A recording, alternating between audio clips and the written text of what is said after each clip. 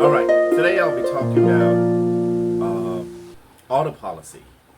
Do you guys really know how many people, how many drivers or motorists in USA actually have auto insurance policy? Certainly, if I'm not wrong, 50 states in America, I know each state is different, but pretty much everywhere around America, can you really drive without an auto insurance, without a personal auto insurance, or even commercial auto insurance? Can you really drive a vehicle with the four wheels or whatever rules they have in place? The answer is almost no, right? If I'm not wrong. So, according to Bankrate, there are nearly 215 million drivers carry car insurance in the US, and the industry as a whole is worth about $316 billion as of 2022. According to IBIS World, I think, which is a part of Bankrate, or at least I got the reference from the Bankrate. Now, absolutely, just like auto policy, just like any other policy, majority of the policies has either a personal line side or like a commercial line side. Today, I'm going to be focusing on personal line, personal auto policy, meaning that you drive, you stay in a home with your family, you probably have one, two, or three car, and you have an auto policy on place, right? Because every time you go outside, every time the cops pull over, absolutely, out of those three things, they'll be asking you what? Insurance, driving license, or driving license, insurance, and registration. Either way around, it's at least like three all the time, correct? And then again, a lot of people actually carry their insurance on the phone. A lot of time, the internet might be not working on the spot. They don't probably have a snapshot of the insurance, depending on the state, depending on the law enforcement rules and all that. Me personally, what I do actually, thank God my insurance company as well, they send me a paper. Once again, in the other video I told you I like to keep a copy, like an old school, like a paper version and online. So what happens once I get that, by mail, copy of the auto policy, I just, take it out and put it in my car, just for the future reference. And, as you know, every 6 months pretty much, at least my insurance auto policy, they renew every 6 months. So once again, I do cover New York. New York is my, the home state that has been working for a long time. And recently, it's a good news for you guys, folks. I started covering also New Jersey and PA. So meaning that anybody staying in New York, New Jersey, or PA is watching my video. If you really need help, please call me at 347-536-9484. The number on the screen as well, to see if I could really help you with the code, if there is something you could come up with based on the rules and regulations and compliances, or at least just to say hello to each other. Because I'm not promising, but at least I believe I'm going to be making video based on your comments, your recommendations, your questions on the video that you watch. Can you please leave comments and stuff like that? So that will only support me psychologically and mentally to feel like what I'm doing, it's worth my time to at least bring that up to you. I understand everybody could go online and search about pretty much everything. But then again, if online it's full of everything and you could just read it and be a boss of that, or be a master of that, then why you still have professionals, doctors, lawyers, insurance professionals, architects? Because online you could just get the reference most likely, right? But in order to act that job, you definitely have to have pretty much every profession in America, even blue collar, white collar as a combination. They want you to have a license, especially a state required license, right? Unless they're just letting you say do whatever you want to do. But pretty much it's kind of hard. Even a barber took out here in New York, I know they require some sort of license if I'm not wrong. Okay, and that's a good thing because they want to the government want to make sure that the license that gives you that at least the validity that you know what you're doing, unless you break the law, unless you do something against their compliances, whatever. Remember, every profession has compliances. America is full of compliances, and I respect my compliances. I try to be on the book no less than 100%, maybe even more, as much as I can, because at the end of the day, compliance and rules and regulations, it's good to have on place for the safety of the customers first, and also as a professional yourself, if you're a professional, one of them. So to make a long story short, what I'm going to do, I'm going to break down once again, just like let's say you have a policy in hand. Let's say your auto policy got renewed yesterday. Last week, and you just got a mail after 7 days or within 5-7 days, whatever time period you have.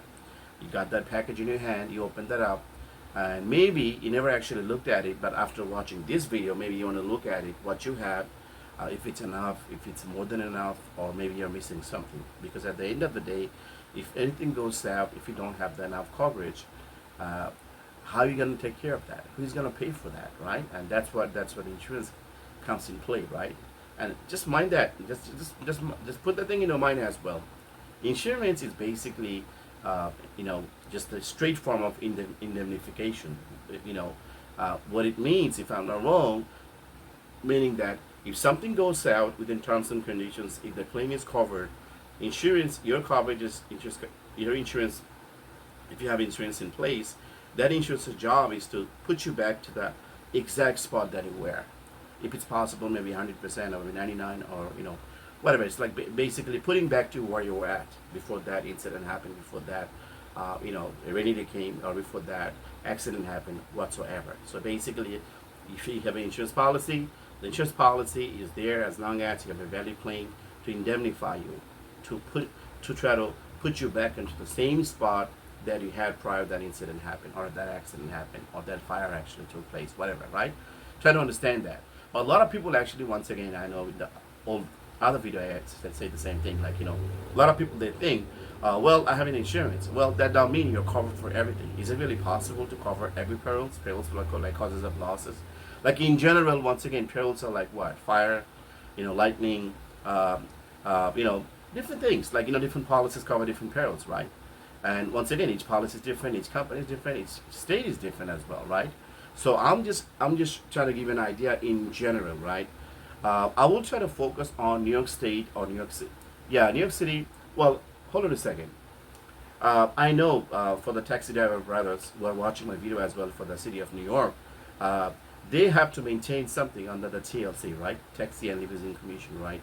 I will try to make another video on that. Okay, it's going to be hopefully a separate video, just specifically on TLC. What is TLC insurance? Why you know, you need to have TLC insurance as part of their requirement, and the numbers, stuff like that. And also, you know, I understand PIP would be a part of that TLC, or maybe PIP could be part of you know, New York State common, you know, auto policy, or could be other states as well. But I'm just trying to generalize. I'm just trying to give you an idea of what a basic you know, model insurance policy may look like. But state mandated numbers, like, you know, for liability wise, I haven't got there yet. For New Jersey and for PA, I'll try to make a separate video on if you have an auto policy in PA, if you have an auto policy in NJ, what are the state requirements? Meaning that what New Jersey state wants you to have in place on your auto policy as a requirement, or what PA wants you to have with your auto policy in place, you know, as a PA state requirement. I'll make another video on that. So since we are talking about PAP, PAP is the personal auto policy. So just, you know, in general we call it like a, you know, car policy, right? Or car insurance. A lot of people just call it car insurance, right? At the end of the day, just like doctors and pharmacists, you know, they have generic names, they have chemical names, they have trade names. Same thing down here, right? It's like a different language. Insurance industry is completely, I believe, and one of my senior mentors say it's a different language you're learning here, and I truly believe that, right? So once again, if you have a policy in your hand, you just got that yesterday, you just open that up, and you're going through, let's say Part A, Part B, Part C, Part D, Part E, Part F. These are the basic 1, 2, 3, 4, 5, 6. 6 parts you should have on your policy. Once again, I'm not trying to differentiate between the state requirements here by the New York, New Jersey, and PA. I'm just trying to give you an idea of common auto policy, how they might look like. And I'll try to stay in between of everything, because I'm not focusing on one particular state here, right? I'm just trying to make you understand how auto policy looks like. I keep repeating so you don't get me confused, or I don't get myself confused as well. That'll help. So now, Part A on your auto policy should be liability. I understand. A lot of people just commonly say liability. I know you understand that, liability. Once again, now the way of liability, it's like your responsibility, right? Or a lot of people might, you know, senior mentors just say it's like liability. It's like, think about E like an enemy, meaning that there is a fear that you might get sued because you're liable for something, stuff like that. So let's not take it in a negative way. So liability or your responsibility, you could think that way. So the Part A liability, you are guilty, so pay to others. That's what it basically textbook learning they're saying, right? And basically, what happened and why you are basically, you have to pay to others. Most likely, your car that collided to a collision, meaning that the car that you collided to a collision, or meaning that you hit someone. It's just a simple term to understand. And you're responsible. The police came, the police report and everything saying you were at fault. And once again, state to state, differentiations on comparative law, on another one, contributory, comparative and contributory. I'm not going to address that today. I'm going to try to probably make a very small video just on that. What is comparative and what is contributory negligence, or at least how do they play a role in terms of, for the insurance company to find out if the contributory rule was in effect or the comparative rule was in effect, and based on that, they will probably try to pay claim, cover claim, stuff like that. But I'm not going to address that today. Once again, in general, again, guys. Okay, so for their bodily injury and property damage, which is basically a lot of way, we just say physical damage. So Part A liability, it basically covers their bodily injury and property damage. And here, just the reference wise, as of today, if I'm not wrong, unless they have changed the policy, the New York State liability requirements are 25, 50, 10. Just mind that, 25, 50, 10. In bracket, I would also like to say that nowadays, a lot of our senior mentors, once again, because that's where I learn everything, once I work with them, and every single time we go through training, stuff like that, that's how we try to learn and engage ourselves, especially myself, so I could give you guys the best service, right? So the senior mentors, they always say, don't you ever recommend your client like just to carry the minimum state requirement, because when things happens, the minimum state requirement, majority of the time, it's not even enough to pay for the claim. And think about that, 25, 50, 10. I'm going to break that down just for you to understand. So the bodily injury is 25 and 50, $25,000, per person bodily injury, and $50,000 is basically total bodily injury. So think about that. You hit someone, the police report says you are at fault, and you have a policy in force, and it happened to be, God forbid something happened to be in New York State, let's say, and you have just a basic coverage of 25, 50, and 10, right? That's just the minimum requirement of the New York State, if I'm not wrong, as of today. So $25,000 per person. So when the accident happened, the car inside actually had two persons. One of them was the driver, another one was probably his friend sitting next to him. So think about that. So that $50,000, what's going to happen? It's going to be splitted. So $25,000 for the driver, $25,000 for the friend. Because remember, $50,000 is the total per occurrence, or just to understand, per incident, or per accident, whatever, in general for us to understand. So there's a limit in everything. Absolutely, because you're paying certain amount of dollars for certain amount of coverages. It's not like you're paying $10 and you're going to make a claim for $10 trillion. It's never possible. Every insurance company will go bankrupt like that, right?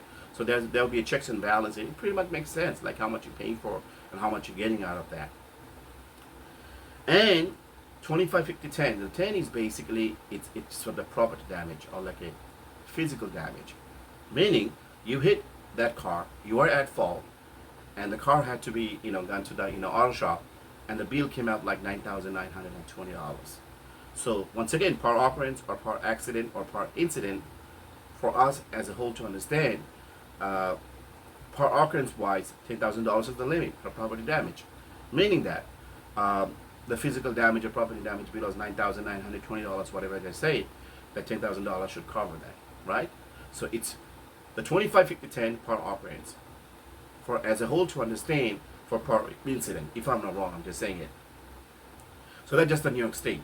New Jersey will be different, PA will be different, or maybe similar. Each state will be different. But for me, I'm going to make another video on New York, New Jersey, and PA again, once again, on the basic auto insurance policy requirements by the state. I told you already that.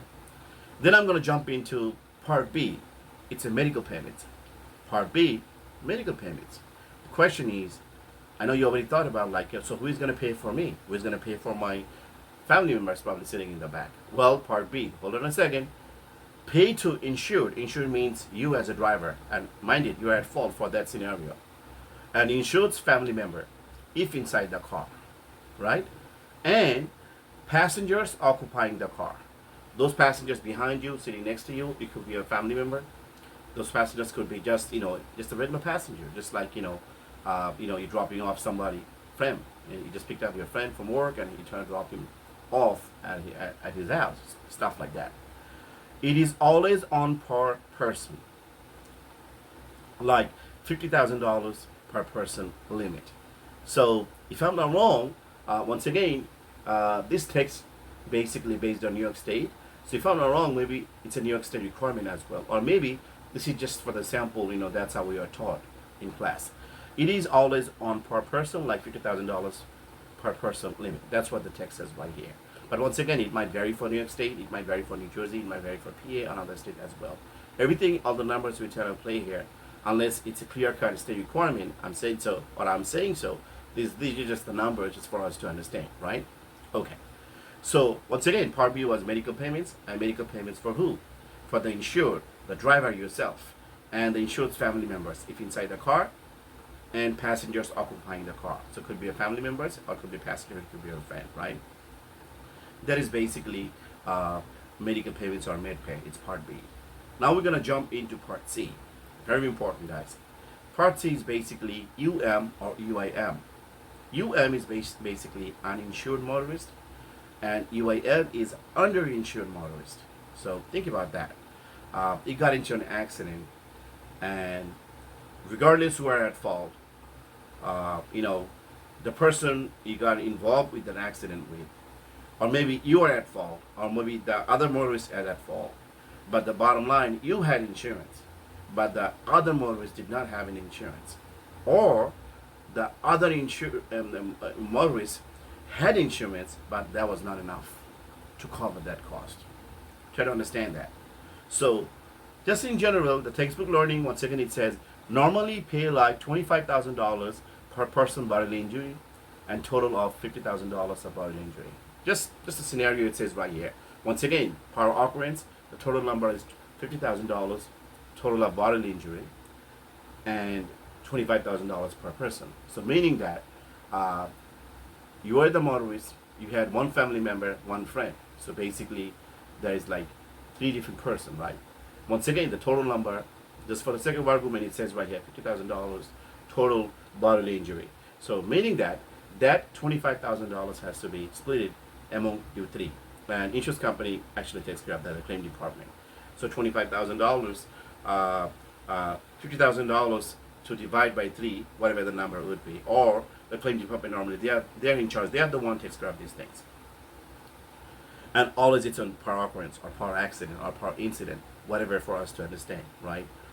Or at the same time, let's think about that way. That driver probably even did have insurance, but that was not enough. So what's going to happen? Bodily injury covers for you and your passengers if you are hit by someone who has pretty much we already covered that, or who has not enough insurance, meaning that the other motorist, once again, you got into an accident, the other motorist did have insurance, but that was not enough. And that's why the an underinsured motorist, that part actually comes in play. So once again, part C was about underinsured.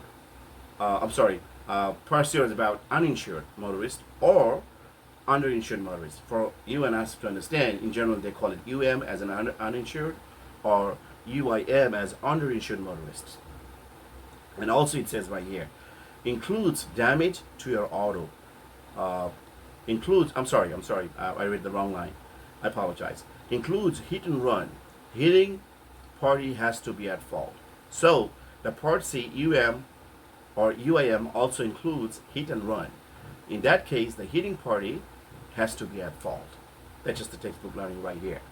And it also says kicks in if the hitter do not have insurance or less insurance. Once again, so the part C is UM. Whether the other party you got into an accident probably didn't have no insurance, or probably had less insurance than as per the requirement. That's what the Part C comes into play. Then Part D, that's another important part. Part D is basically collision or comprehensive, or in general a lot of people call collision. But try to understand that another name of comprehensive is actually ODC, or other than collision. So let's generalize everything they're saying right here. The ODC, other than collision, comprehensive, will cover. In collision, you hit someone, you are at fault. So then the collision will come and play, right? In a comprehensive case, you are hit by someone, so you are not at fault. Once again, Part D, damage to your auto, collision or comprehensive. For collision, you should be at fault. For comprehensive, you are not at fault, or you should not be at fault. And there's different peril stuff like that, but just for us to understand, they have some scenarios right here. Like for covered perils, they're saying deer, tree, flood, falling objects from airplane, from a spacecraft, VIUM, windstorm, wind, hail, theft, stolen. These are all to be covered by, if I'm not wrong, comprehensive or ODC, or other than collision. And I know you might be thinking, a deer hit you. Actually, you driving and the deer came in front of your car. And a lot of people might be thinking, actually, it's a mother nature. It's a beautiful animal. So I hit that deer, God forbid. So I should be responsible. But insurance-wise, actually, I would say, unfortunately, maybe, right? The language is the deer should be at fault. So it's actually the deer hit you. So it should be covered by ODC, other than collision or comprehensive, unless I'm wrong, everything I just say. Then Part E and Part F, it's not necessarily you really have to pay attention, unless for Part E, well, absolutely, if you're really concerned, insured, you should be paying attention to every little line, every little word, like I said in the other video.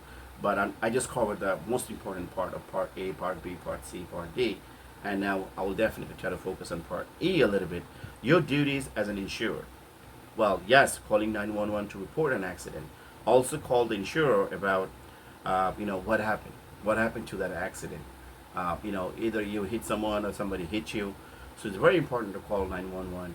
And also it's very important to call ASAP as soon as possible to an insurer or an insurance company to report the incident that took place, right? And they are also saying you must call 911 to report hit and run or theft or stolen issues, stuff like that. And a lot of time you might not have to go to the police station to get a copy of the police report, because without the police report, it's kind of hard, right, for them. Whether it's hard or not, I believe pretty much every insurance company, unless I'm wrong, they want you to have a copy of that report. They want to see exactly what took place by the law enforcement agency. So that is basically Part E. And Part F is basically policy provisions, definitions, etc., like the rules, all about rules, general provisions, stuff like that. That's what covered by Part F. So, ladies and gentlemen, I hope you understood. I try to break it down as much as I can with my, God-given ability that I have. And once again, just a snapshot. I'm just going to say it again. If you have a auto policy, the Part A should be liability. The Part B should be medical payments. The Part C should be UM, uninsured motorist, or UIM, underinsured motorist. Part D should be damage to your auto, which means collision or comprehensive. Part E, your duties as an insured. Part F, policy provisions or definitions. Or unless you really have customized your policy based on the state requirement, or as long as the insurance company, they actually give you a customized policy, whatever the reason or whatever could take place. But this is just a general picture of an auto policy. This is how a basic auto policy normally looks like as of today, unless I'm wrong. So I hope you understood. Please throw comments and any questions, any recommendations, any comments, and any thought that you have that you would want me to make a video on top of that topic. Please write it down in the comments. Any questions? That's it for today. Ladies and gentlemen,